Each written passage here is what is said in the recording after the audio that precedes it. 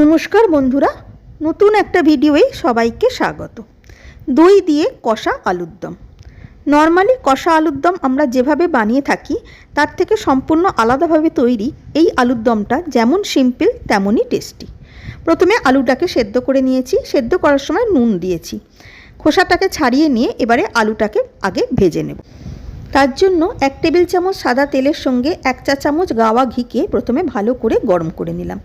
এবারে সেদ্ধ আলুর টুকরোগুলোকে দিয়ে মিডিয়াম টু হাই ফ্লেমে বেশ লালচে করে একটু ভাজবো। প্রথমে মাঝে মাঝে একটু খুন্তি দিয়ে ওলটপালট করে দিতে হবে।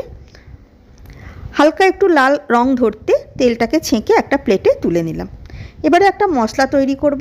তার জন্য 2 চা চামচ দই নিয়ে এতে মেশালাম হাফ চা চামচ ধনে গুঁড়ো আর 1/4 চা চামচ লঙ্কা গুঁড়ো। ভালো করে মিশিয়ে একটা মোটা পেস্ট মতন বানিয়ে নিলাম। খেয়াল রাখতে হবে দইটা যেন রুম টেম্পারেচারে থাকে। এবারে ভাজা আলুর তেলটাতে ফোড়নের জন্য দিলাম সামান্য একটু হিং, কিছুটা গ্রেট করা আদা আর 2টো চেরা কাঁচা লঙ্কা। এখানে গরম মশলা বা তেজপাতা কোনো কিছুই ফোড়ন হিসাবে ব্যবহার হবে না। সেই জন্যই নর্মাল যে কষা আলুর দম আমরা বানাই তার থেকে সম্পূর্ণই আলাদা এই রেসিপিটা। ফোড়নটা ভাজা হয়ে যেতে মিশিয়ে দিলাম দইয়ের মিশ্রণটা।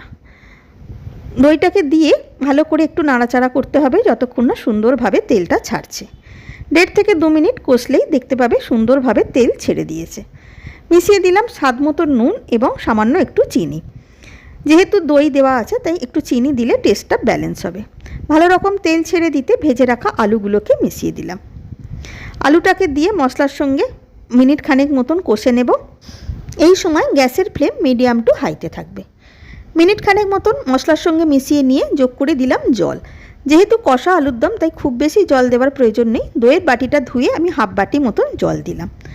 এবারে যখন জিনিসটা ফুটতে শুরু করলো ভালো করে ঢাকা দিয়ে 5 থেকে 7 মিনিট মতন লো ফ্লেমে রান্না করে নেবো। এতে গ্রেভিটাও সুন্দরভাবে তৈরি হয়ে যাবে এবং আলুটাও খুব ভালোভাবে সেদ্ধ হয়ে যাবে।